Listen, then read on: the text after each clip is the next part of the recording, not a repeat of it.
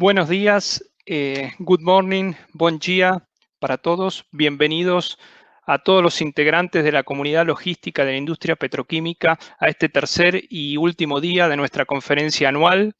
Mi nombre es Luciano Guacci. Para los que no me conocen, soy director de Supply Chain de Dow para el negocio de Packaging and Specialty Plastics en Latinoamérica. Me gustaría comenzar agradeciendo a APLA por organizar este foro tan importante para la industria en medio de un escenario tan disruptivo y también por aprovechar esta oportunidad para hacerlo mucho más abierto y extensivo por esta vía virtual en que todos vivimos. También muchas gracias a los presentadores que hacen de esta conferencia algo de tanto valor para nuestro sector. El panel que vamos a disfrutar a continuación está relacionado con los principales nodos de nuestras operaciones logísticas de comercio internacional, que son los puertos. Y en esta oportunidad nos acompañan representantes de los puertos de Cartagena, Santos y Houston en la próxima hora.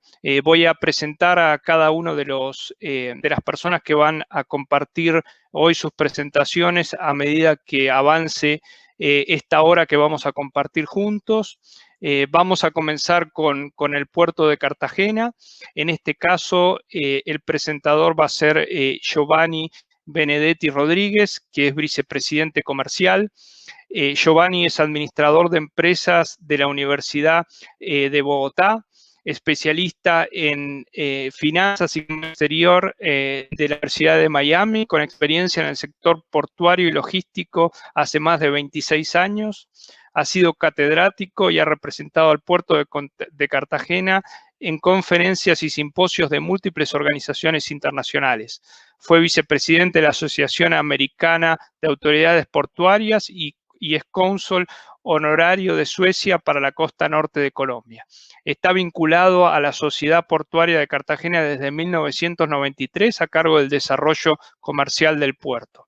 Fernando nos va a regalar una presentación general del puerto de Cartagena junto a una visión del comercio internacional. Nos hablará de grandes disrupciones, pandemia y lo que él llama la tormenta perfecta.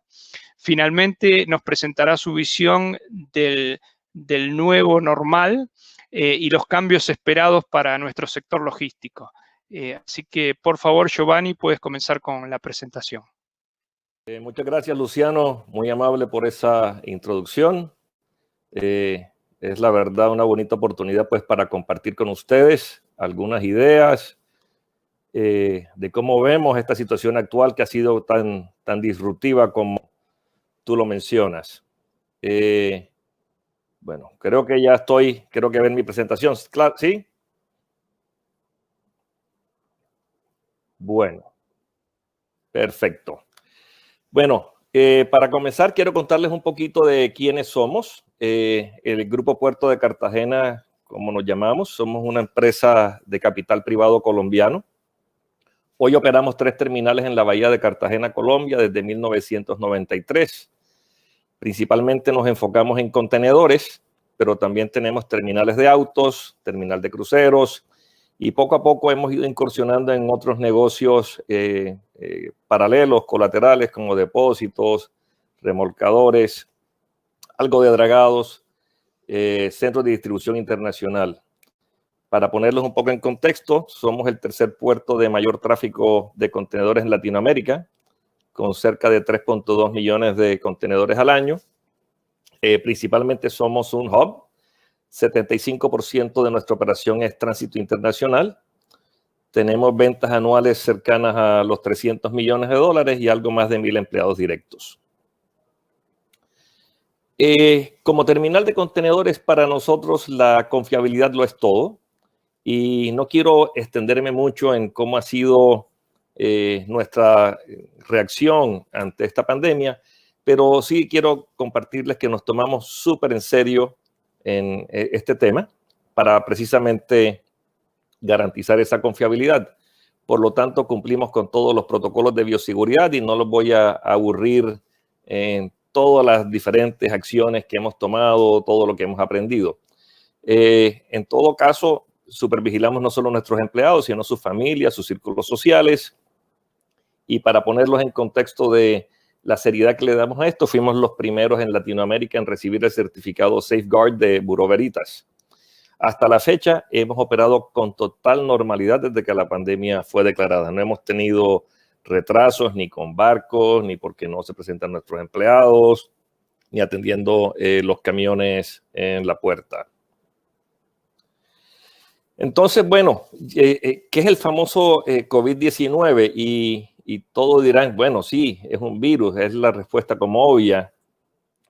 A veces bromeamos, decimos que ya es hasta un nombre. Dentro de poco, en 5 años, veremos a un niño por ahí corriendo y lo llamarán COVID Enrique, quédate quieto, quién sabe, ¿no?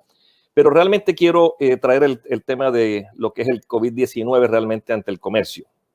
Y lo importante es entender que esto ha sido un catalizador, un inductor de cambio supremamente acelerado. Todavía no sabemos los efectos de este en el tiempo, pero si miramos nuestra industria, y no solo la nuestra, yo digo todo lo que nos rodea, sin duda es una invitación a actuar de manera diferente. Y entonces nos preguntamos, ¿llegará la vacuna? ¿Estaremos todos sanos? ¿Esto cambiará? ¿Pero volverá a ese normal? Pues de pronto sí, de pronto no, de pronto llegará lo que hoy llamamos como un nuevo normal. Quiero compartir esta pequeña gráfica, y esta gráfica lo que indica es como la evolución de la expansión del comercio, la globalización. Y donde está este círculo azul es cuando nacen los contenedores, cuando el tráfico de contenedores inicia. Y ahora más adelante me voy a referir un poquito al tema de los contenedores y su influencia en la expansión del comercio, a esto que llamamos globalización hoy, tema que le gusta a algunos, no le gusta mucho a otros, pero bueno, es la realidad. Y sí, a lo largo de los años, desde el 66, cuando el tráfico de contenedores se hizo internacional, hemos tenido varias crisis de diferente alcance y de diferente tenor, por así decirlo, algunas regionales, algunas causadas por diferentes momentos. Pero ya veremos que esta crisis actual es muy diferente a todas las crisis anteriores. Hablar de disrupción hoy es relativamente fácil. Es fácil en el sentido que todo lo percibimos como algo electrónico. Cuando hablamos de todas estas plataformas como Uber, Spotify, Expedia, cualquiera de estas que en cierto modo nos han hecho la vida más simple, más fácil, más asequible a muchas cosas. Pero tal vez muy pocas personas tienen en mente de que una simple caja metálica que arrancó en 1961 ha sido tal vez el elemento disruptivo en el transporte y comercio mundial más significativo. Sin esta caja metálica, que aparentemente es como tan simple, tan aburrida, el proceso de globalización tal como lo conocemos hoy no hubiese existido. Como ustedes saben, las compañías de logística como Panalpina, Kunenagel o de paqueteo tampoco hubiesen existido. En fin, el contenedor cambió sencillamente un patrón de transporte, carga y descarga en puertos, camiones o carretas, como lo queramos llamar, que llevaba 3.000 años desde los fenicios. Y esto significó un avance significativo, no solo en cuanto a la calidad, protección de las mercancías, sino lo muy económico que volvió el comercio. Entonces, para ponerlos en contexto, lo que tal vez no recuerdan, en dólares de 1955, una tonelada, pasarla por un puerto equivalía como a 5.5 dólares y el contenedor la llevó a 16 centavos, 36 veces menos.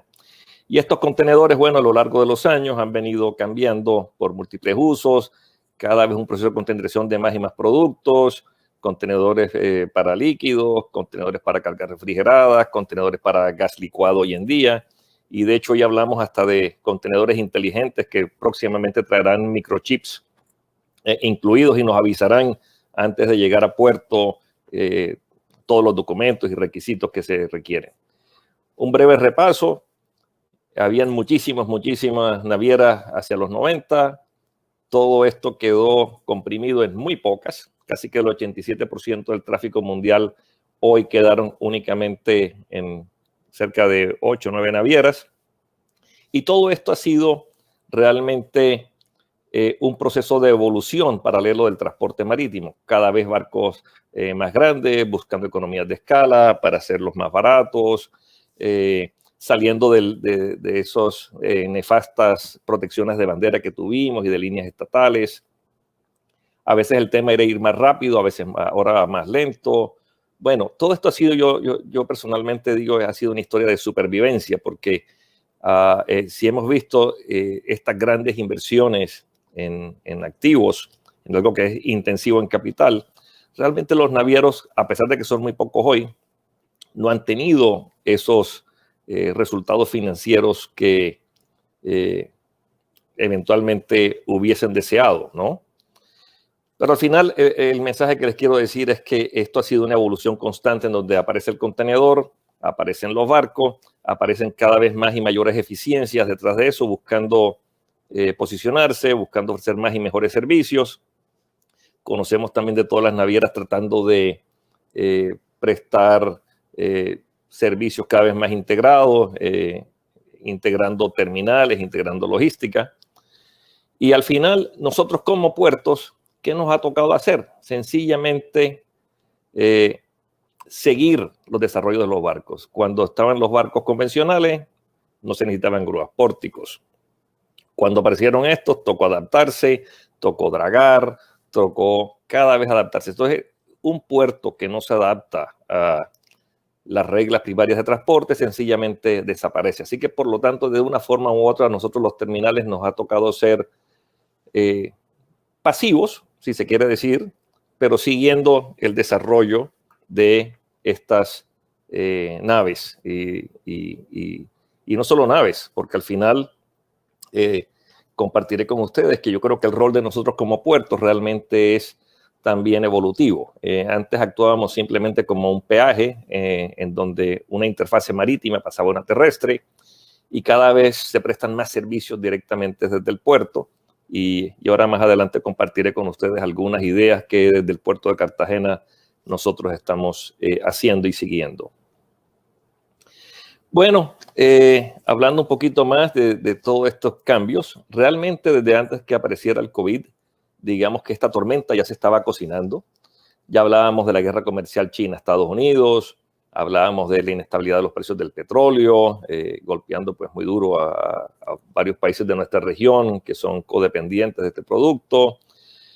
El carbón, como sabemos, tiene un panorama oscuro, cada vez más por reglamentaciones ambientales. Son prohibidas más y más termoeléctricas que queman carbón, por lo tanto esto implica, sobre todo a países como, por decir, Colombia mismo, que es uno de los principales exportadores de carbón, un oscuro panorama que tiene que pensar cómo ir cambiando esos ingresos por exportaciones, pues deterioro económico evidente en nuestra región, Venezuela, Argentina, Chile, y paralela a todo esto, pues todo este auge de plataformas disruptivas, innovadoras, si las queramos llamar, y si a esto le sumamos el cambio climático, pues vemos que eran condiciones bastante, por así decirlo, curiosas o retadoras, para no ser fatalista, ¿no? Entonces, ¿qué pasa? Con todo esto anterior, llega el COVID-19 y hacemos un potaje que todo cae al mismo tiempo. Y tal vez la diferencia de esta crisis comparada con la que les mostré anteriormente es que es supremamente acelerada, es de carácter mundial, muy intensa y con una capacidad de crear pobreza muy rápidamente. Así que son muy malas noticias, pero no para todos, ¿no? Siempre hay compañías que salen favorecidas por este tipo de situaciones. Y esto nos lleva a preguntarnos, bueno, ¿qué es lo ideal hoy en el comercio y la industria?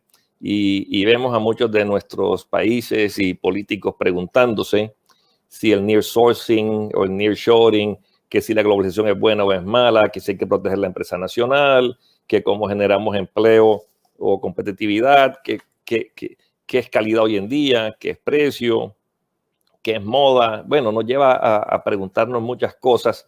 Y yo creo que que la globalización como tal no se va a acabar, a lo mejor va a cambiar, va a tener algunos diferentes aristas y por lo menos personalmente creo siempre que la libre competencia, la libre participación siempre es mucho mejor para no las empresas, sino cualquier ciudadano del común, viva donde viva. Entonces, yo creo que sí, hoy hay una sobrereacción porque no sabemos qué es lo que está sucediendo y tendemos de pronto a tomar medidas aceleradas que a lo mejor no son las ideales en el mediano y largo plazo.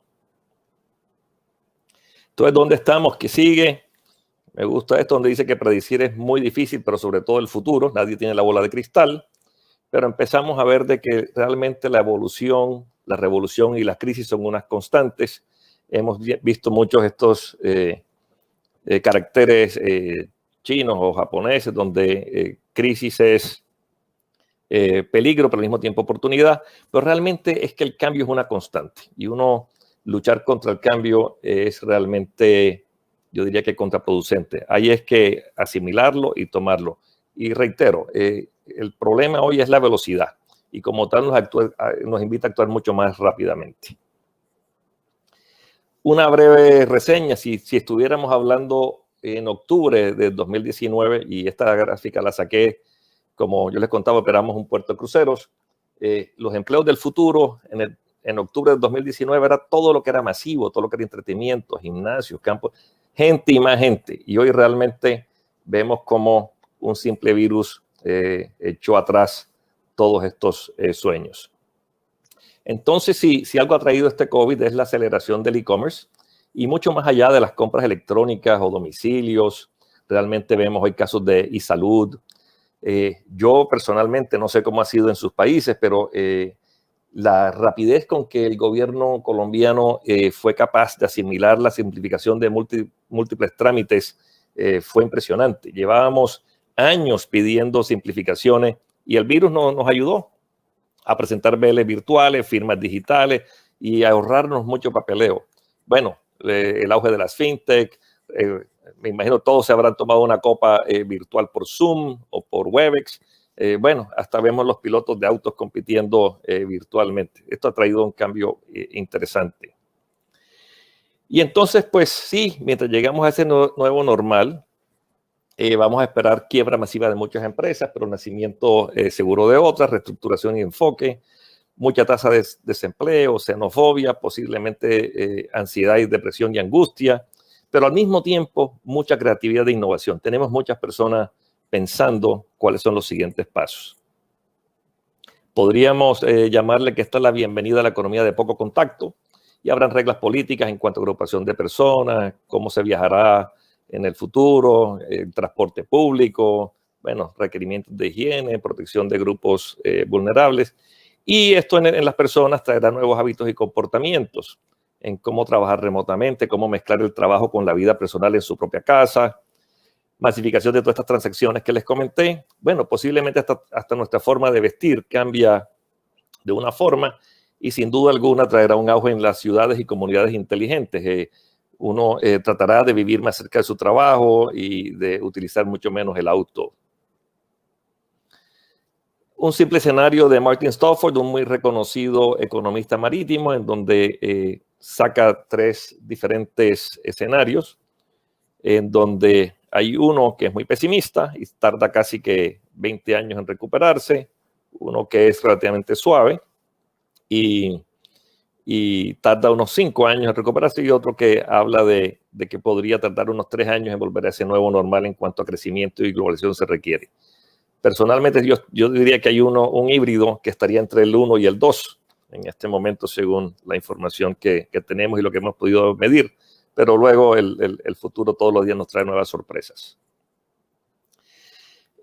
Casi que para terminar, esto nos trae una reflexión. Por ejemplo, esto a nosotros en el puerto de Cartagena hoy nos ha invitado a desarrollar, y es una iniciativa que tenemos, ¿por qué no tener un centro de fulfillment o e-commerce desde el puerto? Todas estas grandes compañías, grandes superficies que importan, ¿por qué no desde el puerto llegar directamente a los hogares? Funcionaría muy fácil, algo como esto funciona muy bien para todo lo que no viene por carga aérea, todo lo que es pesado, vinos y licores, electrónica, perfumería, mobiliario, libros, bueno, repuestos, automotrices, y llega la carga al puerto, vas a tus nuevos centros de distribución que estableces, compras tú desde tu casa, te organizamos el paqueteo y esa empresa se apalanca sobre el puerto y ahorras así tiempo y ahorras dinero, seguramente logísticamente hablando, y entonces es una oportunidad del puerto de ser mucho más activo en la logística actual. Otro tema que estamos hablando es el tema de Cartagena. Estamos llegando a un acuerdo precisamente para la industria petroquímica, para establecer un hub y poder llenar tanques, hacer tamboreo y todo lo demás y salir desde acá. Entonces, también estamos pensando en estas nuevas iniciativas que nos podrá tener un CDLI especializado en química y petroquímica para atender todos los pequeños países de la región. Simplemente son iniciativas y con esto pues los dejo y hasta aquí termina mi presentación, pero creo que los puertos deben participar mucho más activamente en soluciones logísticas que van mucho más allá de cargar, descargar barcos y camiones. Muchas gracias. El mundo sigue igual, ¿no? Comemos, alimentamos, vestimos. Aquí es que tan creativo soy. Saludos.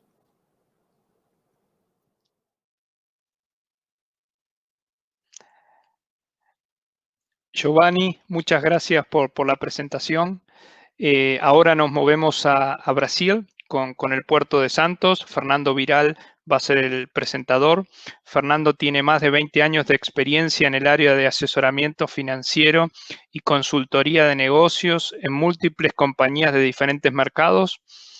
Fernando ya fue responsable por la venta y entrega de grandes y complejos proyectos de las principales empresas brasileñas como Petrobras, Vale do Rio Doce y Banco do Brasil, entre otras.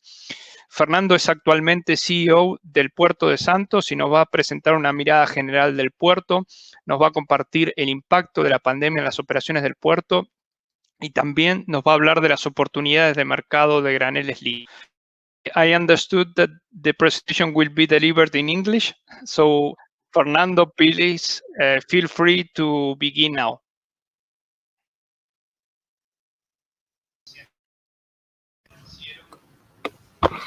Hello, it's very good to be.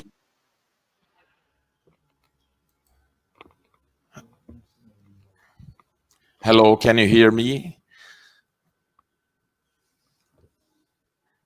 Okay, it's very good to be here. Thank you. It's very good to be here. I would like to introduce the Port of Santos and talk about the future of liquid bulk here in our port. It's an honor to be here with Port of Houston and also Puerto de Cartagena. And it's very good to share with you our experience here in Brazil. So, first of all, I would like to tell you that we are living a new moment here in Brazil. It's a new government since the last year, the government of President Jair Bolsonaro, and our port authority is a state-owned company, and we are under the Ministry of Infrastructure in Brazil. And this government, this ministry is committed to economic freedom, and also there is a movement here in Brazil so that we can make concessions and we can stimulate the private investment here in Brazil. Okay, so since 2019 we have made more than 30 biddings and concessions, and this means that we have a commitment of over more than $4 billion in investments. So basically what was done is that we have considered 12 airports. They are small airports, not the big ones that have already been made this concession. We have a railway that's very important. It's a north-south Brazilian connection with more than $2 billion in investments, several highways, and also many port terminals. And we are evolving in the direction of considering also the port authorities. It's a new model that we are gonna test with the privatization of Codesa, but the model is being discussed under the coordination of BNDES. That's our bank, the Brazilian bank, responsible for investments and coordinate large projects of infrastructure in Brazil. The port of Santos is located in São Paulo, which is the main state here in Brazil. Economically is the most important, and also it's a financial and consumer center here in Brazil. Our hinterland concentrates almost two-thirds of our GDP. We have in our hinterland 75 million people, and 56% of the Brazilian trade balance happens here. So Santos is responsible for 28% of the trade volume, of the trade balance in Brazil. So we are very proud of that, because if you sum the share of the other 4 ports in Brazil, we are bigger than this sum.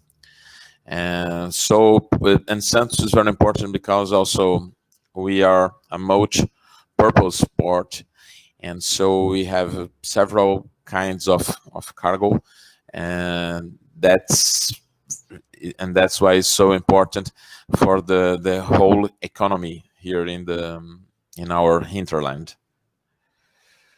Okay. In this slide, you can see our infrastructure. There is a description of our infrastructure. We have 53 terminals today, 64 berths. It's a total of 16 kilometers of piers. We have more than 55 kilometers of pipelines, 100 kilometers of railways, and 20 kilometers of roadways, internal roadways that are very close to the terminals, and also almost splitting the city and the port. We have a channel depth of 15 meters, and the channel length is 25 kilometers.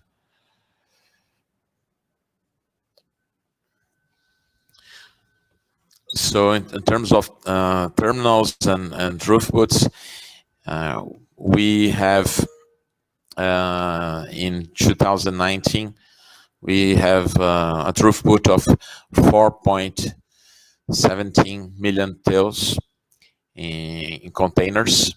Okay, and in this first semester, in the half of this year, we have a throughput of 2 million.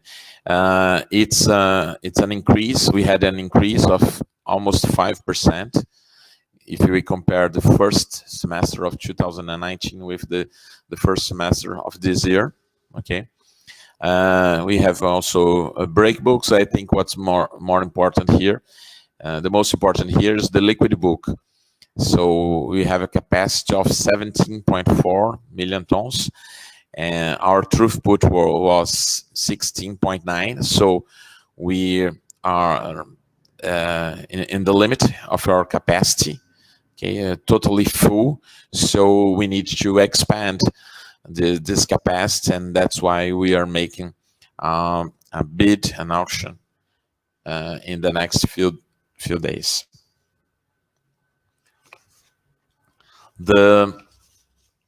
We have achieved an annual growth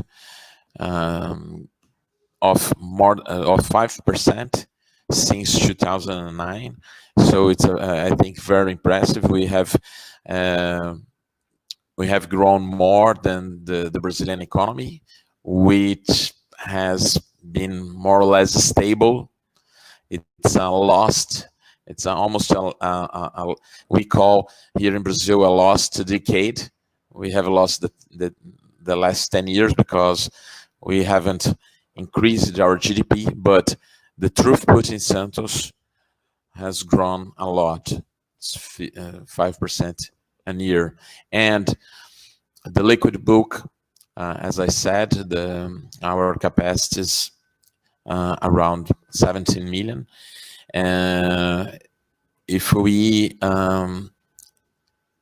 break the composition, we can see that the chemicals and petrochemicals, they have a participation of almost 9%.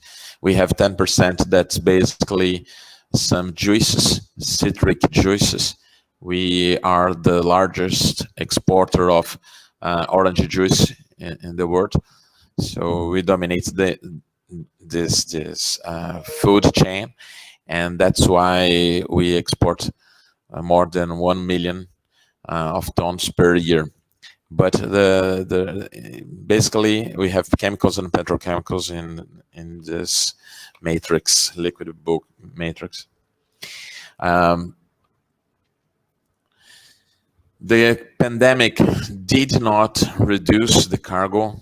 On the contrary, we had the best year, the best semester, and now in July we broke the historical handling record with 13.5 million tons. So it's our best mark, and we are very proud of that.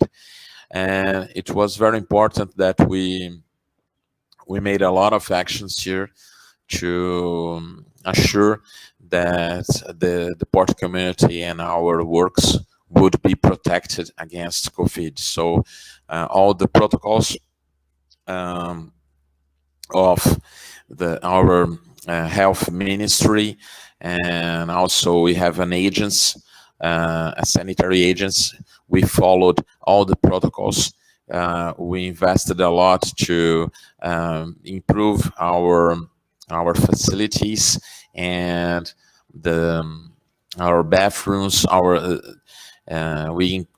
EPIs, our equipments for individual protection. And so we had not the number of cases here of COVID in the port is below the average in our population. Brazil was severely hit by this pandemic, but I think the port has done pretty well, and we have not stopped our operations. We have several suspected cases in the ships, but I think the protocols were very efficient so that we could make a quarantine or to make tests outside the port, and we had no deaths, so that was very, very good for us. I'm going to talk about the opportunities on the liquid bulk sector. We have recently approved a new zoning and development plan for Port of Santos. It's a very important document, because this plan, it make us able to start a lot of new auctions, so that we can establish new operations here in the port. And our main goal is to increase the capacity from 162 million tons per year to more than 240. So it's an increase of almost 50% in the next 20 years. and this zoning and development plan is key so that we can achieve this growth. We have estimated that to increase our capacity, we need almost 10 billion reais in investments, which around today our exchange rate is very depreciated, so we estimate more or less $2 billion in investments. And these investments are split between the terminals with ongoing contracts, the new area leases, and also highway and rail access. It's we have this breakdown so the expected investments. If we consider only the new actions, it's almost it's more than 7 billion reais, and the highway and railway access investments are around 2 billion reais. Okay, so we have, if you can see, we have in red, we have the areas that handles the liquid book. So it's number 1, number 2, and you can see in the upper side of this picture, you can see also in what we call Ilha Barnabé, it's Barnabé Island. So we have also a lot of capacity to handle liquid, and we are making this auction in the next few days, and we are splitting the area of the liquid book terminal that's today managed by Transpetro. Transpetro is a company owned by Petrobras, and we consider that it's critical to break this terminal so that we can expand the capacity. And also we are planning also to build 2 new berths there. That's on the left side. Okay, those berths, in that drawing is the project. What we have now is only these berths here. These are new ones. So basically, this terminal is going to continue its operation normally. Basically, it's the STS-08 today, and the expansion of the capacity is going to be concentrated in this new area, STS-08A. Okay.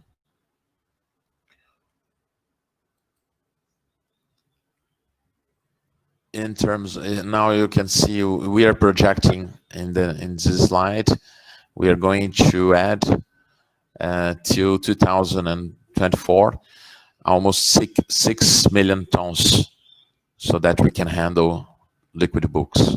Okay, so this is going to be for us very important, and we hope that the cargo here handled increases more than we are forecasting. So we count on the new players, and also we are counting on the economic growth. We are being very conservative in our projections, but we hope that we are wrong on that, and that the cargo increases more than we are expecting. Okay, so here we have a view of the current situation. Okay, so as I said, these are the berths today. We have 4 berths here, and all this area is used to handle liquids. And also we have a pipe hack and pipelines here that, and this cargo, these liquids are stored outside the port area. And also in the future, we are going to install these 2 new berths here, and also in Barnabé Island, we are going to have new berths also. So it's an increase of 40% of capacity in the short term. Okay, that's very important because it's in our plan. It's one area that we are prioritizing. So that's it. I'm here. We can discuss a little bit more if you think it's necessary, which was a pleasure to present the Port of Santos and our plans for liquid books.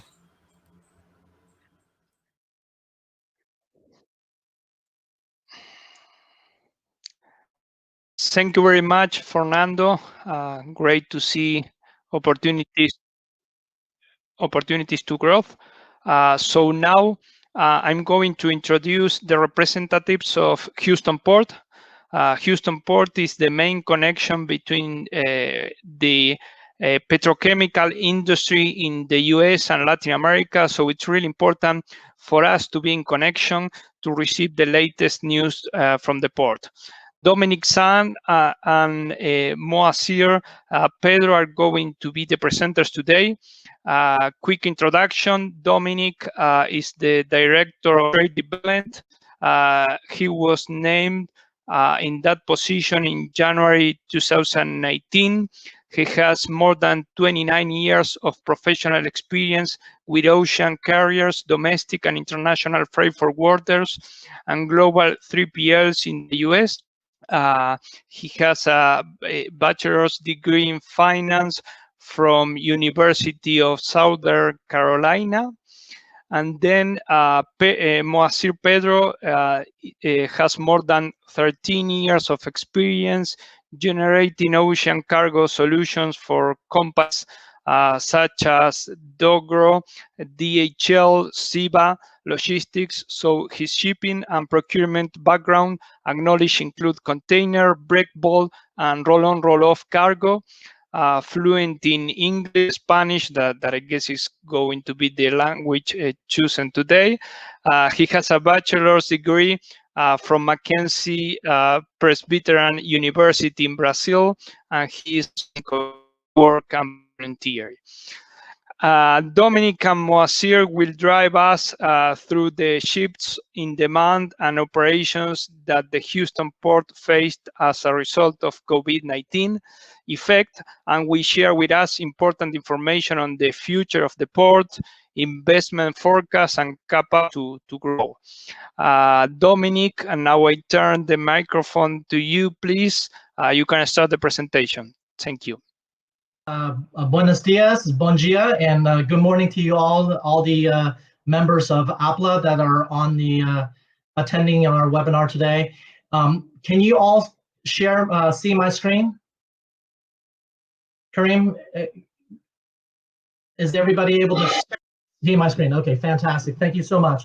Again, we want to thank APLA and its members for allowing Port Houston to share with its members developments at the port and how we have had to pivot during the pandemic to continue to deliver excellent customer service and deliver satisfactory customer experience when through port operations.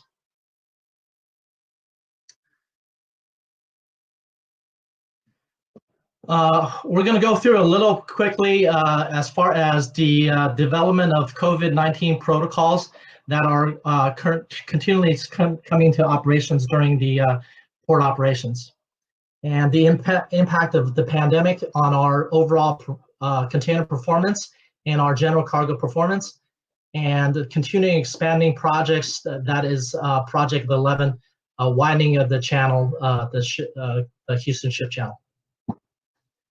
You know, port operations has been deemed essential, and for national security and national economy purposes, we have been deemed essentials. So we have been operating fully operational from day one of the pandemic.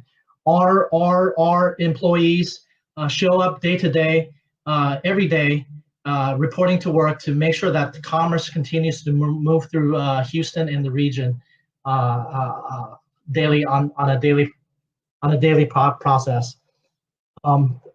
We have the unique distinction of having the first case of COVID-19 hit our port terminal, and there is no SOPs or no playbook established for handling of COVID-19 and or a pandemic. So we took this as a both a positive and a negative development. It allowed us to really develop and establish protocols that are currently being used by other ports to handle cases of COVID-19 if there is a discovery of a infected personnel within the port complex. So we have been a resource to other ports in the nation as well in helping them develop and collaborating with them to develop protocols to handle operation and COVID-19 cases. What we did and how we pivoted to make sure that we continue to stay in operations and to deal with potential threats of COVID-19, we reconfigured our terminals to allow for social distancing in the workplace wherever possible. Reduced the number of access points to the facility. We went down from 23 access points to our facilities down to a matter of 6 access points.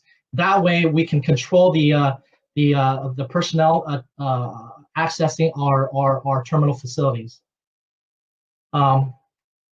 We implemented a COVID-19 fit for duty evaluation protocol. Every employee coming to work will have a no contact temperature screening performed on them. If temperature is above 100.4, the person will have 2 more temperature screening performed, and if they still exhibit a fever, they are to be sent home and to be quarantined for 14 days as prescribed by CDC. And we are also in the process of installing numerous new walk-up, no contact temperature portals throughout our facilities as well. Along with that, PPE is provided to all workers entering the facility. We do ask and instruct our personnel to sanitize their workstation after the completion of their particular shift, and workstation and equipment is sanitized after every shift. And of course, the entire facility is sanitized every weekend, Saturdays and Sundays. So what has COVID pandemic affected our performance? Well, the main driver affecting our performance is of course, the lack in demand, and consumer demand is as you all know, is on the downswing. And how does that exhibited to as far as our performance is concerned, is carriers are continuously announcing blank sailings to Houston, albeit that we have been less affected than other ports in the nation. However, we are still affected. Year to date, 41 blank sailings have been announced coming into Houston. So therefore, it definitely has happened here.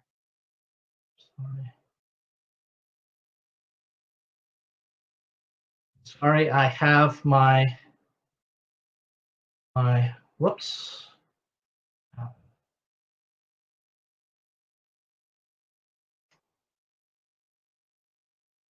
I apologize, I have seem to have deleted a slide. Regardless, we are currently down 5% as far as total volume is concerned throughout our facilities, our container facilities.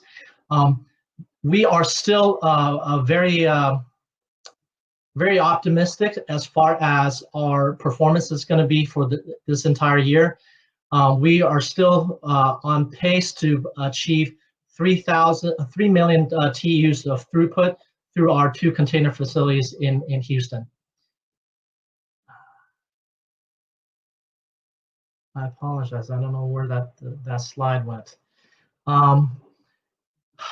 Continuous infrastructure investment is still going on.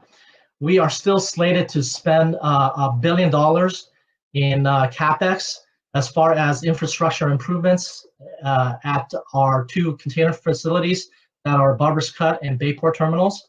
And our major project that is our #1 priority is Project 11, the expansioning and widening of the Houston Ship Channel. Project 11 is named that is because it's the 11th dredging project in the 100-year-plus history of the Houston Ship Channel.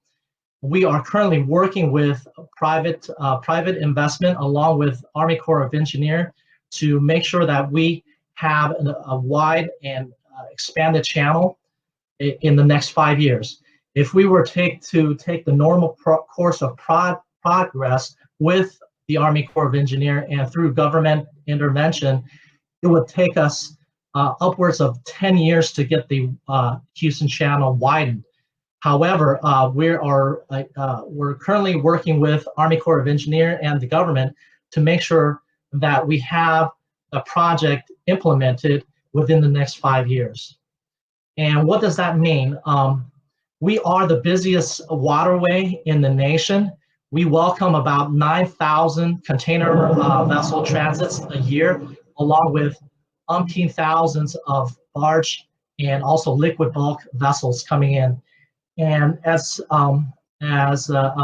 Giovanni alluded to before, vessel sizes are getting larger and larger of all types. And in order for us to have a safe and navigable waterway, we need to expand the current ship channel from its current width of 570 feet to 700 feet. And I encourage everybody on the attending the webinar today to visit our microsite, Expand the Houston Ship Channel, and it will give you information as far as Project 11 is concerned. So I want to make sure that I respect the attendees' time and keep on pace as far as our timeline is concerned. So I'm going to turn it over right now to Moacyr Pedro, who will continue to share with the attendees as far as what Port Houston is doing to continue to develop a bilateral trade with our Latin American partner countries. I turn it over to Moacyr.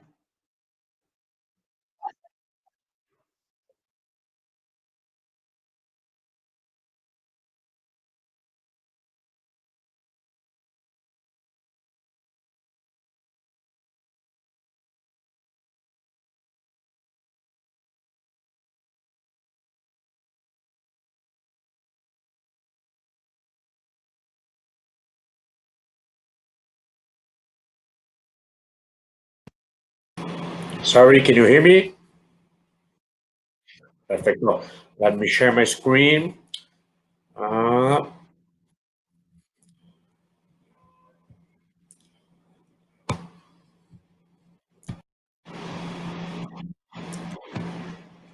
you see my presentation?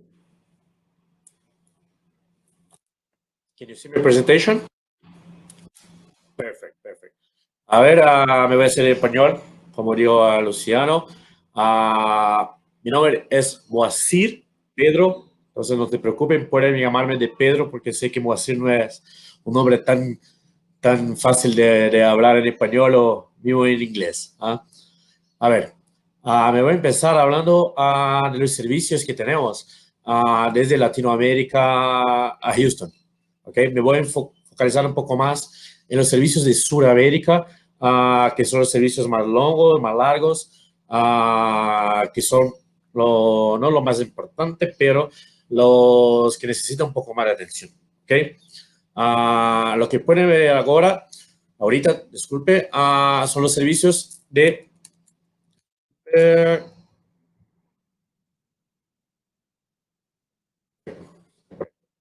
son los servicios de la costa este de Sudamérica, que tiene Brasil, Argentina, Uruguay y Paraguay. Tenemos 3 servicios que se van a Houston. Todos con conexión a todos los puertos brasileños, los puertos argentinos, uruguayos y paraguayos, no necesariamente con los grandes buques. ¿ok? Tenemos 6 navieras que hacen los servicios, dividido con esos 3 servicios. Y, porfa, no te preocupen. Lo sé que es un poco complicado de comprender todo eso, toda esta tabla que he ponido, pero van a tener mi contacto y mi servicio, mi trabajo también es explicar, enseñar y hacer que todo eso sea simple para todos. Entonces, no se preocupen en ni recibir la presentación ni intentar entender. No, llámeme, envíeme un correo, hablamos y hago eso un poco más fácil. ¿Ok? Acá abajo me poní los transit más cortos hasta Houston, desde Buenos Aires, Santos y Río de Janeiro a Río me poní por ser un puerto muy importante para los petroquímicos, para todo oil and gas y todo. ¿Ok? Ahorita los servicios de la costa oeste de Sudamérica, eso me poní de una manera diferente porque solamente hay un servicio directo hasta Houston de la costa oeste.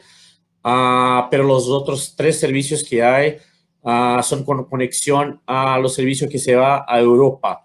Por eso poní, por ejemplo, un reporte de un periódico de logística para que comprendan que para la costa oeste, alguna cosa que se pase con Europa, con el volumen de carga de Europa hasta la costa oeste de Sudamérica, puede impactar a la ruta que va a Houston. Pero eso es solamente un ejemplo también de cosas que, por favor, si tiene duda o si pasa con alguna carga, con algún proyecto de todos, es a quien tiene que preguntar. A Port Houston, a Dominic, a Moacyr, como representante de Latinoamérica de Port Houston. ¿Ok? Ahora un poco más de números y de datos que importan un poco más para la industria petroquímica. Aquí te pueden ver, como saben, Houston es el puerto más importante para oil and gas y químicos y todo en Estados Unidos. Es conocido por eso. Y aquí, siempre que vean export, es export de Estados Unidos, export de Houston, ¿ok? No considere como de Latinoamérica o de Sudamérica. Entonces, export siempre de Houston. Nuestra importación en Latinoamérica e import de Houston, nuestra exportación, ¿ok? Como pueden ver, en 2019 teníamos 30% de market share en TUs, que es la cantidad de contenedores, para quien no esté acostumbrado con ese tipo de nomenclatura.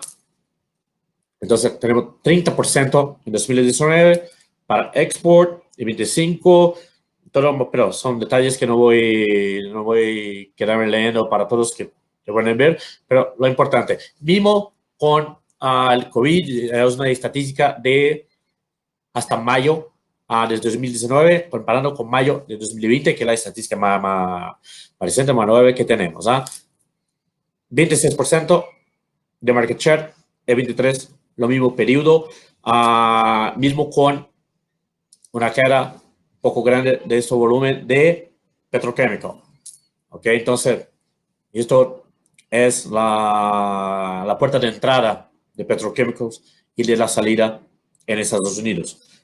Tenemos siempre lo mismo market share, además que pasemos por una situación muy diferente y complicada.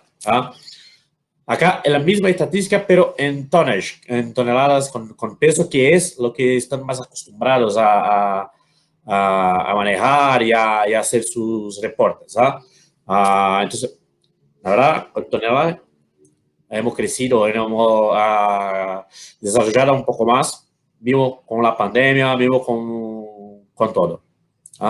Y eso, lo year to date, los crecimientos, los datos estadísticos que te van a recibir la presentación y no necesita tanto de explicación. Acá Acá un poco más de números, solamente como un ranking de la exportación con los latinos de petroquímico. Primero, Brasil me puso los 15 primeros, pero tengo listo los 50 primeros. Entonces, si te ve, por ejemplo, la falta, por ejemplo, de Venezuela, por ejemplo, Venezuela está un poco más abajo, pero por favor, contáctenme y puedo enviar un poco más. Eso es de import. Discúlpenme por este error, pero es import, solamente un error de typing here.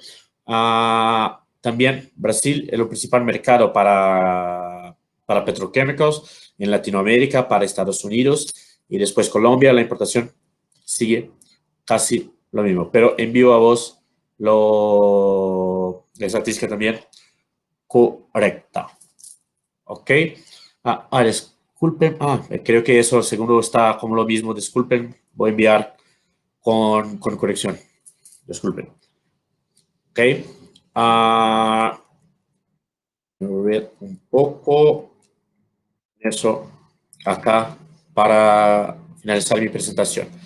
A ver, lo que es importante ver esos números. Además de la pandemia, de la crisis y todo, nadie va a parar o disminuir como una manera significante a los volumen de petroquímicos. Tuvimos en tonelaje una diferencia de 10%, 12%. Entonces, además de la pandemia, no va a disminuir tanto. Y lo que estamos acá para ayudarlos, para hacer que la logística haga la diferencia. Un plan logístico en Houston, ayudando a vos con almacenes, con bodegas, con maneras logísticas a adentrar o a salir de Estados Unidos a Latinoamérica. Con eso pudimos ayudarlos a tener un poco más de ánimo y de ayudarlos con los costos y todo que siempre tienen que desarrollar, porque el volumen en sí solamente una queda de 12%. El volumen es lo mismo. Entonces, estamos acá para ayudarlos con la parte logística a tener un poco más de éxito en su operación total. ¿Ok? Perfecto. Déjame volver a presentación. Muchísimas gracias. Me voy a pasar a Luciano, creo, ¿no?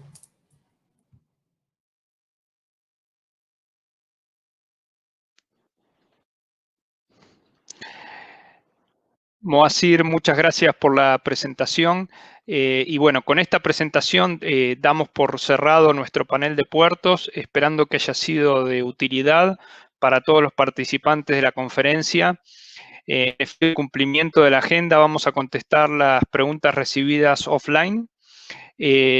Cierro diciendo muchas gracias a todos los panelistas que participaron hoy y les pedimos a todos los participantes que continúen en línea para atender el panel de desafíos y tendencias en la digitalización de la logística que será liderado por Daniel Monzón.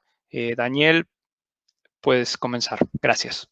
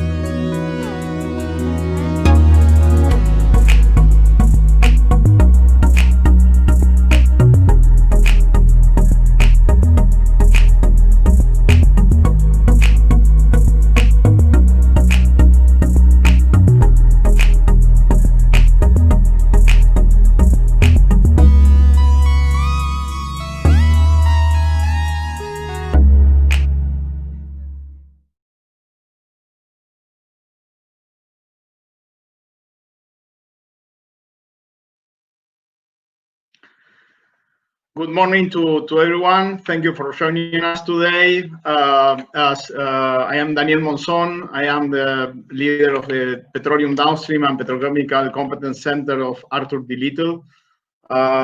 As Luciano said early today, I need to congratulate APLA for maintaining and making this initiative broader. It's very good for our industry and logistics. In general, we have been listening to important content in the last 2 days on the economy, on demand insights, on how freight is doing, how shipping is doing, and today how the ports in the regions are doing. I'm glad to listen today that investment are still going there and the continuity is assured. Now we have a session on the challenges and trends in the digitalization of logistics. So I'm happy to have with us today two people that will share with us their experiences on this area. First, I will introduce Constantin Conrad. He's the Chief Digital Officer of Leschaco Group. Leschaco is a freight forwarding company active in ocean freight, air freight, tank container shipping, and contract logistics. The history of Constantin, he's born in Germany, and he has been working first in the shipping industry for 3 years. During his permanence on studying an MBA in IESE Business School, he met Leschaco Group, and he was in charge of founding Leschaco Iberia. And also he was in charge of founding the corporate venture owned by Leschaco named Logward. So now he's a part of the Leschaco Group Management Board, and he's responsible for the global business transformation team. We have also today Jonas Krumland. He's the CEO of Logward. He has been active for the last 10 years on shipping and freights, and working in this company in Leschaco Group with different non-managerial and managerial positions. He has been development manager. He took responsibility in the company for all digitalization efforts, and he has been head of global business transformation. Since a couple of years ago, he developed the idea of creating this entity of Logward within the Leschaco Group, and the CEO of this company that has been growing very fast, and he specializes on supply chain management as a service. So after this, I will give place to talk to Constantin and Jonas. Thank you very much, Daniel, and thanks a lot for the swift introduction. Yes, it's a great pleasure to be here. Thank you also to APLA for inviting us and to let us share some of the key trends and challenges that we see in our industry and logistics when it comes to digitalization. I would like to share my screen with you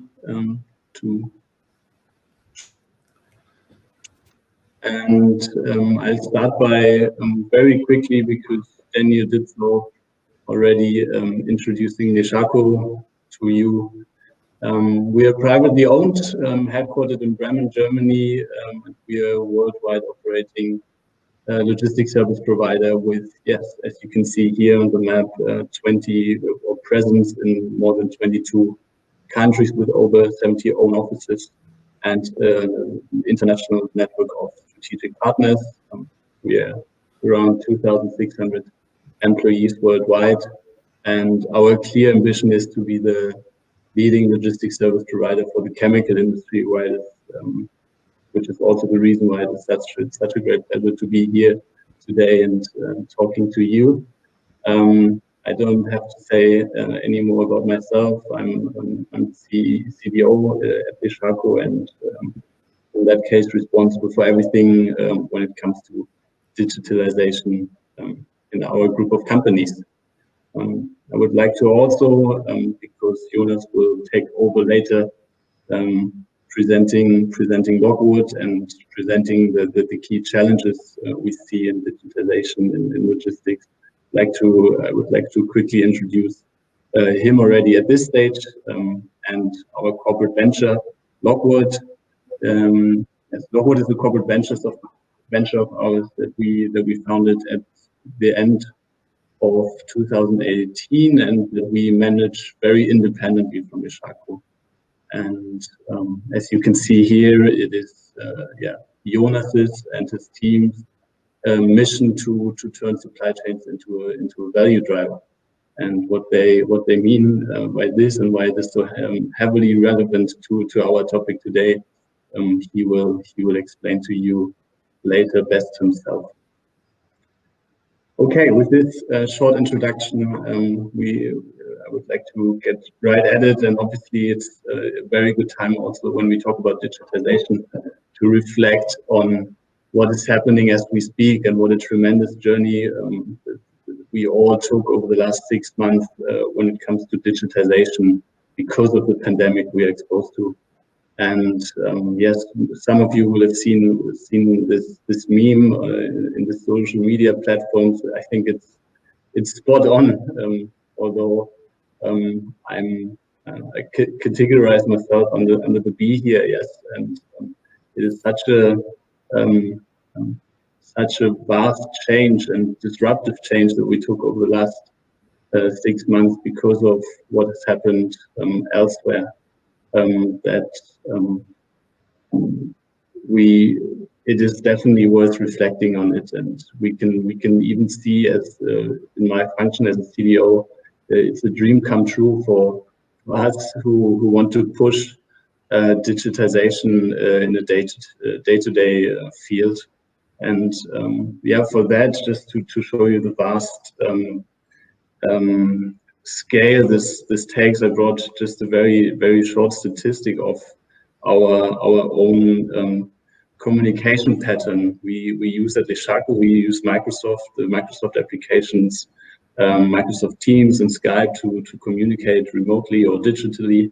And what you can see here from jumping in February from barely having any communication happening on these channels to tremendous increases, and suddenly the whole world, the whole Leschaco world, internally as well as externally to customers, communicating via these channels. And it is such a great success that I would like to provide you with some detail on how we look at this, because in my opinion, we did not change anything internally. We had the same digitization strategy in place before. It was people acting internally to push for a digital transformation, and we use the same technology since many years. So what has really changed? Well, in my opinion, it's the need for change. We've been exposed to a black swan event, and suddenly three of the key factors we see, or we believe promote digital transformation, have changed. There was a huge need or urgency to digitalize our processes, to digitalize our communication, to work in different ways together. That has not previously been there before, and we had to adapt given the ecosystem that we were because of this exposed to. And the third thing that when we talk about digitization is really essential and always something we need to question, working together with our partners, working together with our customers, is how much value do we foresee in digitalizing certain processes, digitalizing certain products, or digitalizing certain business cases. And this is something we have clearly seen here in this instant. above all, and this is where data sometimes tricks you, above all, and when it comes to digital transformation and the efforts of digitalizing our businesses, it's always the people. Yeah, people. Only digital transformation can only be achieved through each and every one of us, and to then also give some more background about these numbers you see here and why it is such an important factor to factor in. Although we had tremendous success in these 6 months in digitizing here in this respect our communication and moving closer together with everyone remotely working from home for many months this year. Only 1/3 of our employees have used the functionalities that we have been providing them through these applications. And the top 50 employees of Leschaco have contributed to 52% of this traffic that you see here. So there's still a lot of work ahead of us, and it is therefore so essential to take everyone onto this digital journey going forward. Enough about COVID and the effects on digitization, or especially in respect to us. I would like to, as we promised, talk a bit about the key trends we see as Leschaco in the field of digitalization, and Jonas will conclude or wrap up these trends by providing you with the challenges we foresee pursuing these trends and moving forward with our digitization strategy. What you see here is a Leschaco radar that we formed together with our global management in last year, analyzing the mega trends that we believe will affect the industry and therefore our field of business. And obviously, I would like to focus today on the technological factors or mega trends that we see and for which we are working very hard for them to come to life. Let me start by going into the first mega trend, which we call here the digitalization of our customer experience, or the touch points with our customers. There's huge potential for technology to include a more digital and contactless customer experience, which does not mean that we want to get rid of face-to-face meetings and direct personal contact with our customers. At the same time, we strongly believe it is a very key, essential, and can be a very valuable add-on when talking to customers and when providing them with intel and value for our service offering. Here, what we see in the industry, and I think you will all agree, over the last years, and looking at freight forwarders, but also carriers and other participants along the supply chain, we've seen actually already great achievements, and great success of customer portals or booking portals coming into place and really gaining traction. At the same time, a study from GTD concluded that still 50% of cargo owners don't feel they get enough visibility from their freight forwarders. And therefore, obviously, it's also something that the whole industry needs to join together and bring all stakeholders together to really improve this situation when we really dream of this digital supply chain from A, or from the beginning to the end, and visibility along the supply chain. There's still a long way ahead of us, and Jonas will give you, after we leave, basically my bird view. Jonas will give you some very concrete examples of why it is such a big endeavor. We also talk about automation, and also here we as Leschaco has a lot of potential using technology advancement in a way that will enable us to more automatically process data and information in our service offering. To give you some examples, robotic process automation or blockchain are such technologies that will, for sure, if used right and effectively, can really shape the industry and have huge impacts on also cost structures along the supply chain. However, the barriers to apply such technologies are obviously still very high. And again, I will refer to Jonas, who will explain why in a second.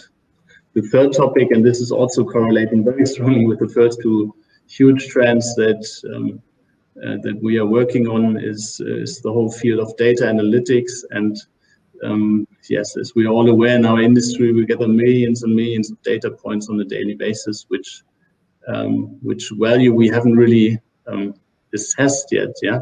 So once we have overcome some of the challenges that we are still facing today, and just to give you one from our point, we are clearly missing industry standards in tech, in the definition of terminologies in our industry, so that we can really unleash the potential of what data can do for us in logistics, and the value it would then provide to customers along the supply chain. Yeah, and two other mega trends I would like to quickly address before I hand over to Jonas are clearly the idea of new work. We've touched upon this in the beginning of the presentation, and the pandemic that we are facing will definitely have lasting impacts on how how we and employees around the world will change their perception of work and life balance, and how we as employers also have to enable our employees to find new ways of working and to allow them to come together in a creative economy to really unleash our employees' potential, which will have huge other implications and effects. And the really basic requirement for this is strong technology in the background, just to name cloud computing as the basis for the remote work of our employees. And it's something that we truly believe will change also our industry in the years to come. Yes, and lastly, and this is also then for me the possibility to hand over to Jonas, who will talk in more detail about the buzzwords or the trends that I will try to describe very briefly to you today. Lastly, we believe at Leschaco that in a very fast-moving environment where it is for a corporate company extremely difficult to stay ahead of technological advancements and new technologies entering the market, we truly believe it's a very effective and positive addition to your service offering if you can build, partner or acquire a startup. And as we mentioned before, we did so in 2018. What has happened since, I would like Jonas to explain. And with this, I hand over to Jonas.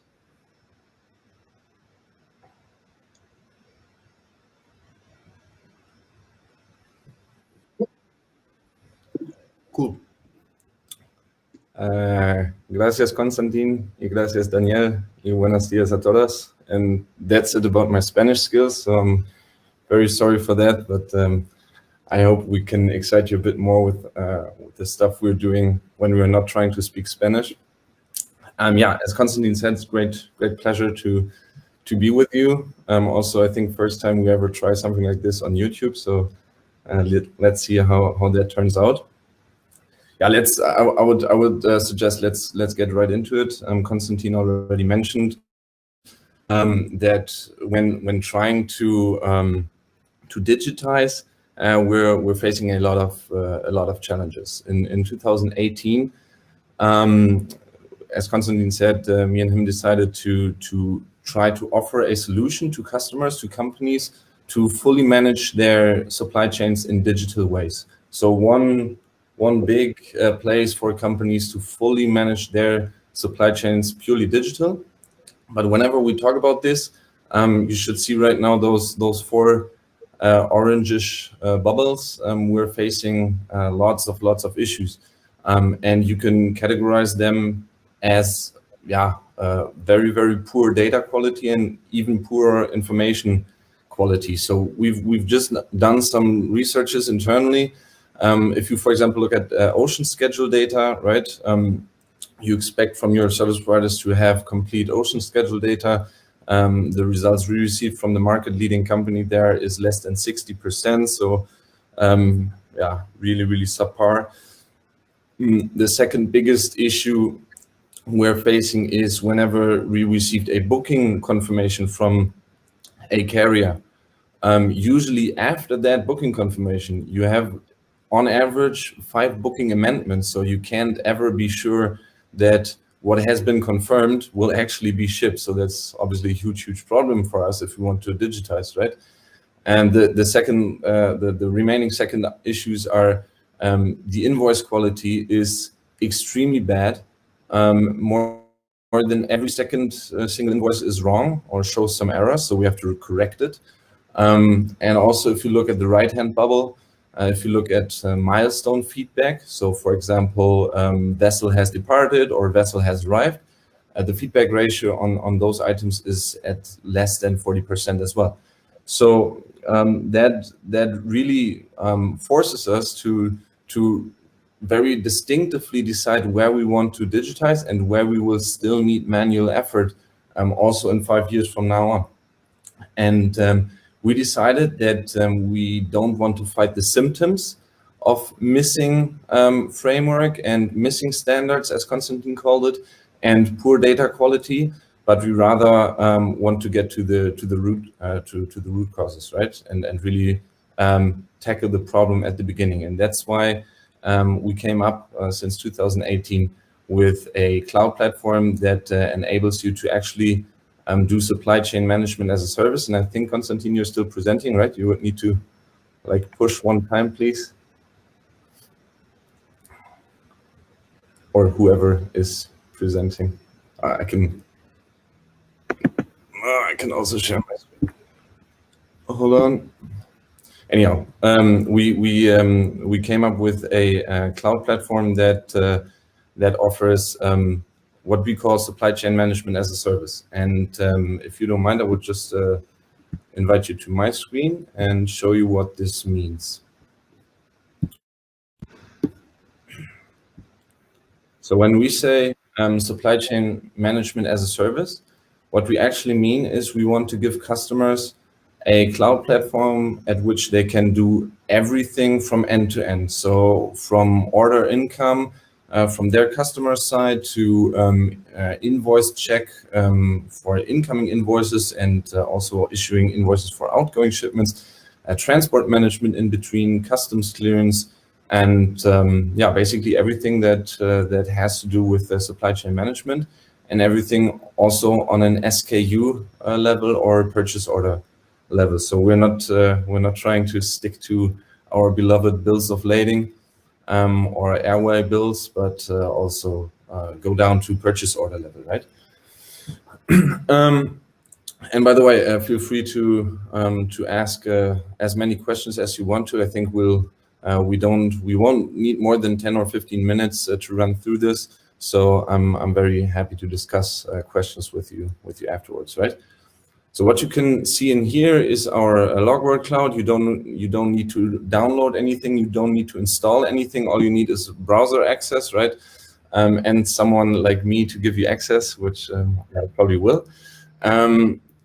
And you do have different features in here, right? Which you can see on the left-hand side. And what you're seeing here is actually a freight rate management. So this is nothing but a place for you to manage all your freight rates.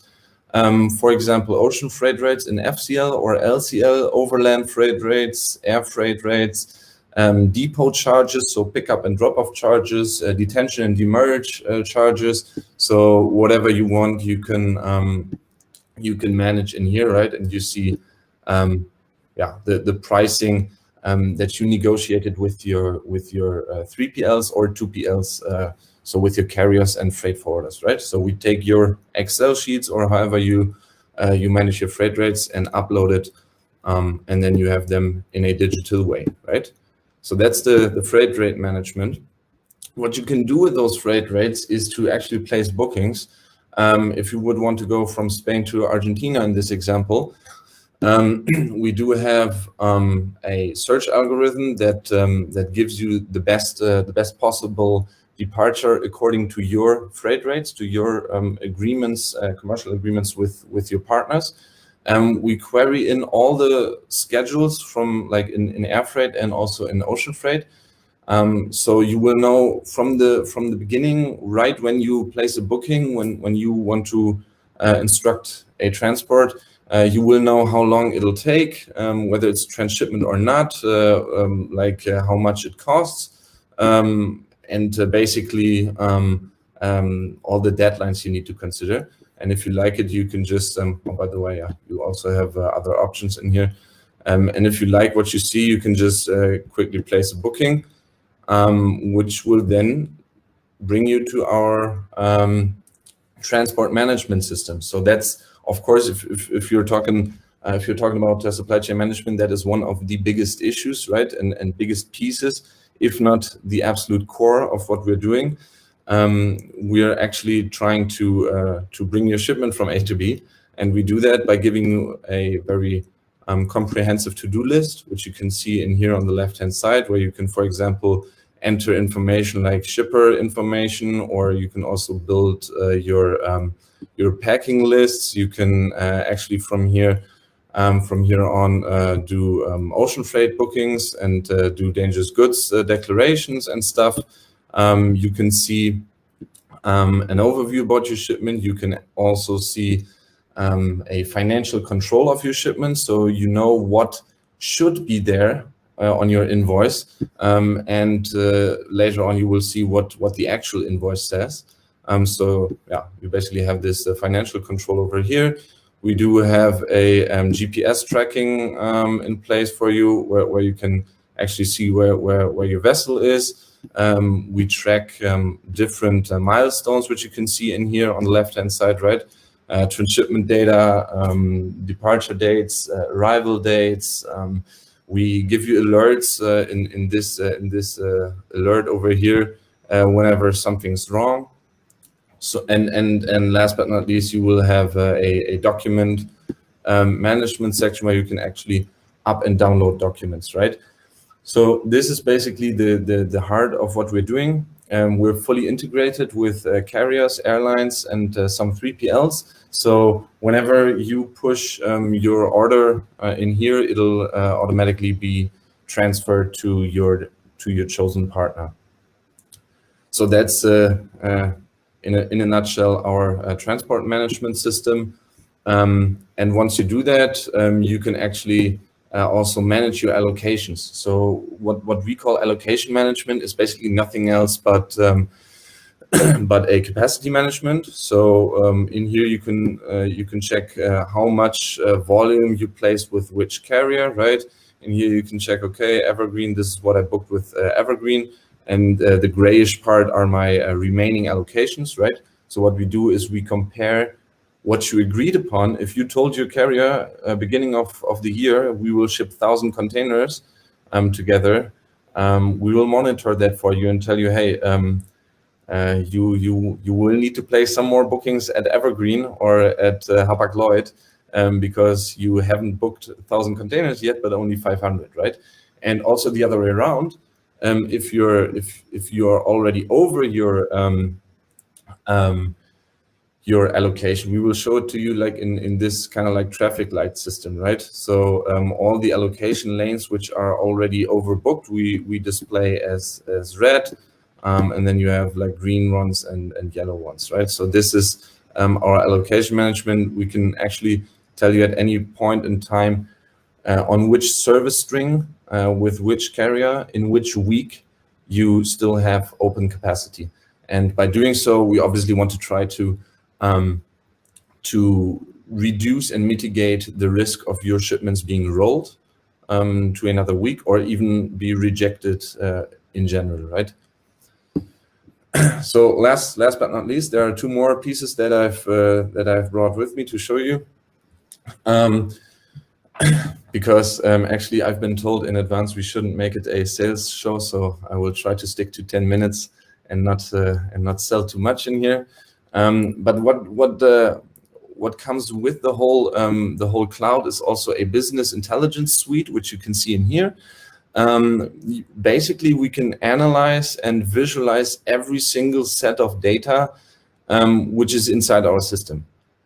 So this means that obviously for any potential customer, it's up to the customer what we should track or what we should visualize, right? If the customer is only interested in where my containers are, we can do something like this, right?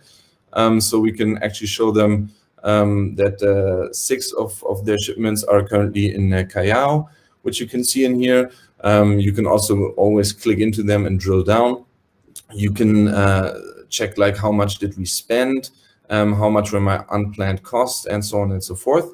But also we can do OTIF performances, right? So we can tell the customer how punctual and how reliable in terms of being on time their partners have been. We can do that in a 360-degree view, so with carriers, with freight forwarders, with the customers themselves, right? We can also track how reliable their plans were. So basically a lot of stuff. We can also go down a deeper level and check like if the carrier was late, how long, like how much was he too late, right? So the green bar in here says, hey, those were only 1 or 2 days of delay, which might be still acceptable. And on the other hand of the scale, the reddish one is more than 10 days, right? And obviously you want to bring down the red bar as much as possible, right? To complete the picture, we also check evolutions of OTIF performances. So you can actually see if you have had, let's say, a very loud and angry call with the carrier, did it help, or did they still were they still too late, right? So that's what we try to check in here. Also response times and so on and so forth, and lead time analysis. But the really important piece, which I want to show you, is detention and demerge, right? Because we learned from our customers that this is actually what is always for every single company that has some kind of supply chain in ocean freight, this is always an issue. So what we do is we basically take a map to show you where your detention and demerge charges are being caused, right? And then we combine different things. We check how much volume did you ship to that certain location, how long have you been in that port, and how high is the charge, right? And the red bubbles, of course, will show you that you lost the most money over there, and the greenish ones show you, hey, you're already doing good over here. This should be Veracruz, oh no, Altamira. You're doing pretty fine over there, whereas in Santos, you're facing big losses financially, right? So this map gives you an overview about where you lose money. Last but not least, this is more like as an operational dashboard, right? But we also can do an administrative dashboard. So this would rather be for the managers, right? And this gives you a whole different bunch of different stuff, right? For example, how accurate have your freight bills been? So did the carrier always like put some weird stuff in their invoices, or did they actually stick to your commitment? And also how, or did they even improve over time? Did the freight bill accuracy improve over time, or did it like not improve, right? And also, as we track your invoices and your cash flow, what we can do is we can actually give you a need for cash analysis, right? So we can like forecast when will what amount of money be due for you to be paid, because like when the invoices are coming in, when do you need to pay what? So that's what we actually show you here. And this is pretty boring, this sample graph, because it's very linear. But imagine you're having some seasonal business, right, where you have peaks. I think it's pretty handy to know in advance when you will need to pay what, right? And also, if we talk about money, you can see over here what was your planned cost, right? So this is the orangish thing, and then also what have been unplanned costs, like detention and demerge, right? And if you take away like the orange stuff, let's just see how much you paid for waiting fees, right? Waiting charges, and how much did you pay for demerge costs, right? So that's what we can do over here. And then the last item I want to talk about is data completeness and data quality. So this looks pretty wild, I know, but if you want to like drill down or filter down, what we do over here is we basically look at only certain pieces for which we check the data quality, right? So in here, for example, this piece, the thick grayish line, this one, that shows you how often did your service provider actually give you an information about gate out milestone in port of discharge, right? So this is obviously heavily related to your demerge charges. And yeah, that is our way of showing you how accurate and how complete your partners have been with their data. And I think that has been a quick 13 minutes ride along our Logward cloud. Yeah, and that is basically what we're doing. So yeah, thank you for the attention. And now let's get into the interesting stuff, to the questions.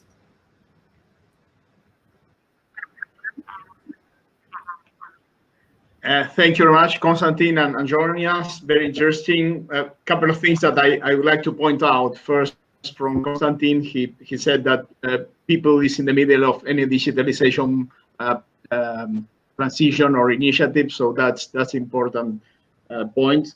From Jonas, first he talked about the barriers on poor data quality, on the booking amendments, and the invoice quality. And nice to see that there is a solution in the market available that would provide us how to search schedules, how to manage capacity to reduce the risk of delays and disruptions. And maybe the one that I like it more is that operational dashboard when you can identify where are you spending money and the cost of demurages and those kind of things. So thank you for that. We have some questions. Some of them are kind of generic and some of them are specific. Thank you for the questions of the audience. A question that we have is we know that for digitalization we are applying technology and we are applying new technology. But the question here is whether you believe that in this kind of years you see the larger changes in using technology and digital solutions that were already available, or you see that the huge changes in having new technology and new applications? You, me, Constantin? You go ahead, Jonas. Okay. Yeah, it's an interesting question, Daniel.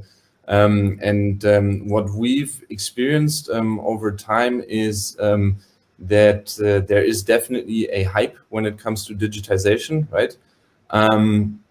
And everyone is talking about it, and everyone is expecting to get some artificial intelligence, blockchain solution, deep learning, machine learning, whatsoever, right? Those are the buzzwords that are being thrown around. So that's what we experience, but our reality is that you don't actually need it in the first place, right? In fact, it's like the return on invest. If you want to invest in digitization, it doesn't make any sense at the stage that we are at to talk about AI-based solutions or whatsoever, right? Because the industry is at a completely different level where you can, I don't know, I don't see much sense in talking like high-end stuff, right? As we've talked about, the data quality and information quality is so poor that we think instead of a disruption in digitization, it's rather an evolution, right? I can tell you, like all that you're seeing in the live environment, our largest customers, they don't use that, right? Instead, they use EDI technology to integrate with our platform, and EDI has been there, I think, since 1987, right? Of course, we can also do API integrations. That's fine, but no one really is capable of doing that. So we're still with things that have been there since 20, 30 years, and it works well. So it's, to come back to your question and to conclude, I don't think it's too much of new stuff. I think we just need to like do what we already do well, even better as an industry. Good. Thank you very much. Good to know. Maybe I have a question for Constantin, because maybe Jonas' answer will be biased. Why does Leschaco not pursue this vision of Logward from inside? Very good question. Yeah, I think there's several reasons. Clearly, we back in 2018, when we came up with the business plan for Logward, we came to the conclusion that we feel to pursue a vision like this, we will be, we'll have a higher speed, and we'll be more flexible in a startup environment, in an environment where there are less rules or regulations left and right, which they would probably be exposed to in a corporate environment. And we felt that a greenfield approach, so really going back to square one and rebuilding this house, would under new circumstances and under new technological initial starting points, would be beneficial to the progress we can make in pursuing this vision. Good. Thank you very much. Sometimes it's good to create kind of independent stream for making things change. Well, I have another question from the audience that is related to a post that Jonas made in the past, that is related on why your digitalization campaign will fail. And you mentioned today that you get a lot of standards, you have kind of horrible or bad data and information quality, and also a wrong ownership and mindset. And so could you please refer on how do you face this from Logward when implementing or trying to implement transitions and solutions on clients? Yeah, that's for us obviously a very emotional topic, because we're trying every day to bring very cool digital solutions to our customers. So yeah, we experience a lot in that quest and in that journey. And sometimes we really feel that there is a disconnect and a mismatch between ambition and reality, right? Because what I hear when listening to companies who run large and complicated supply chains is most often, we want to digitize. We want you, dear partners, to provide as many digital solutions as possible. which is totally legit. I mean, we're absolutely happy if that challenge is there. I mean, that's what we do every day, right? That's our bread and butter. But if I want to digitize, that is totally an investment, and this is what I sometimes don't see, right? What I instead, like, we do have great customers who are absolutely willing to do this in a cooperative partnership, right? But some experiences I also made where companies want to digitize their supply chain, but then the data quality is not even at a level at which you can think about it, and B, no one wants to pay for it. So those are the two blockers also when it comes to really turning your supply chain into digital stuff, and that's something I think everyone needs to understand. If you want to have the cool and sexy supply chain, and if you want to like be the role model and go ahead, it also doesn't come for free. That's very obvious. I mean, I think in ocean freight business, Maersk could be considered as the carrier that like is the bravest one, the one that is the most innovative, I would dare to say. And if you ask them, they didn't get it for free, right? Like everything you want to earn requires some kind of investment, whether it's time, money, resources, doesn't matter, but some investment has to be there. Well, I like the phrase that you say, nobody wants to pay for it, and this comes to the dimension of the value of these initiatives, and so I'm glad to see that with your tool you have a way to see economics there and the impact on that. I have another question that we have is related with is more kind of related to the region, and what kind of, or what is the biggest challenge in driving digitalization for logistics in Central and Latin America? Maybe Constantin, if you would like to proceed with that. So my pleasure. And I think it's probably also slightly related to Jonas' answer to the previous question. I think today what we see also worldwide is that obviously these digitization topics require a lot of resources and require focus.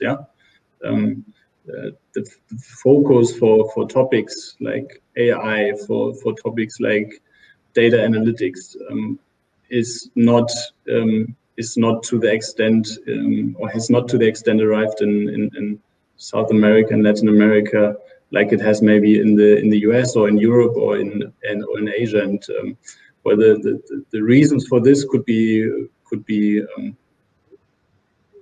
of different nature. There's probably not an easy answer to that, but what we feel, what we see is that customers in other places of the world attach more value to making the supply chain sexy and digital at this stage.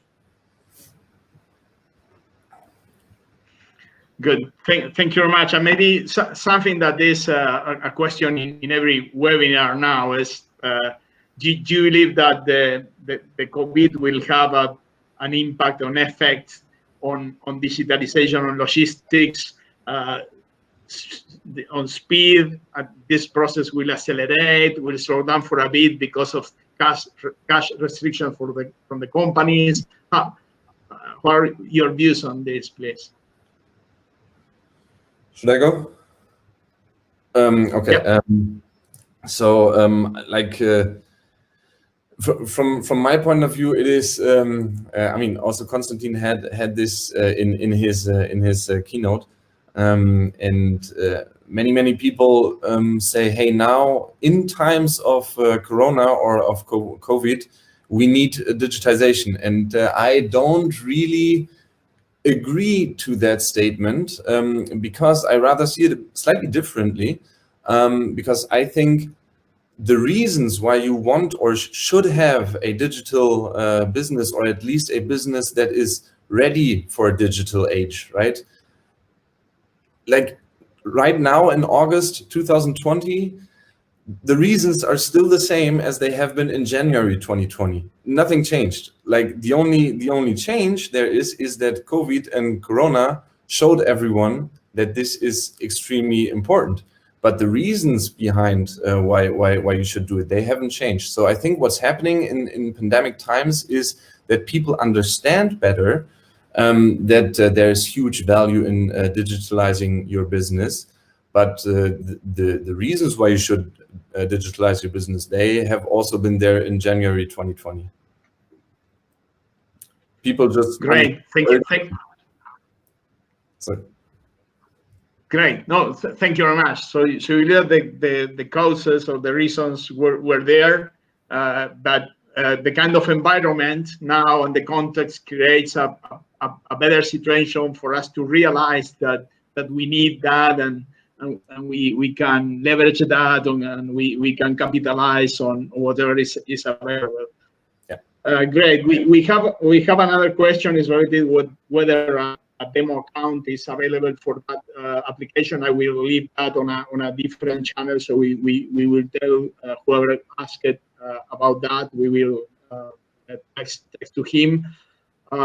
Constantin and Jonas, was a great session for me. Thank you for sharing what you have been doing. It's exciting for me. I believe that would be exciting for the audience too, and for the petrochemical industry community in the region. So having said this, thank you you both. Thank you so much for being with us today. Thank you for the audience.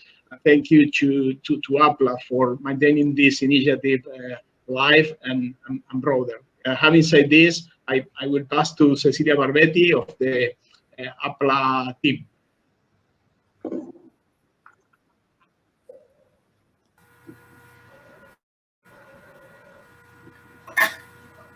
Hola, ¿qué tal? Buenos días. Bueno, llegamos al final de la 22 Reunión Latinoamericana de Logística. Este año en un formato 100% virtual, lo que significó un gran desafío para el equipo de APLA, y espero que haya cumplido con sus expectativas. Algunos números que les quería comentar: tuvimos 605 inscriptos, tuvimos más de 900 reproducciones al día de ayer, y los invitamos a que puedan compartir desde el canal de APLA esta posibilidad de reproducir las conferencias que estuvimos atendiendo. Por otro lado, agradecimientos, en primer lugar, a nuestros asistentes, a todos aquellos que año a año nos vienen acompañando, y todos aquellos que tuvieron la oportunidad de conocernos y de conocer nuestra reunión. Por otro lado, a los autores que me demostraron profesional en la universidad con información compartida con nosotros, a nuestros contribuyentes, que año a año hacen posible que esta reunión se lleve a cabo, y por supuesto a nuestros socios, que son nuestra base, nuestra fuente, nuestro motivo para seguir año a año desafiándonos, y que nos apoyaron en un año tan difícil como este. Finalmente, dos cositas más que quería comentarles es, estamos desarrollando webinars todas las semanas acerca de información de la industria, relevante y de actualidad, con lo cual los invitamos a sumarse. Son webinars gratuitos y abiertos. A través de nuestras redes sociales pueden ver la temática que vamos a abordar cada semana y pueden inscribirse desde allí.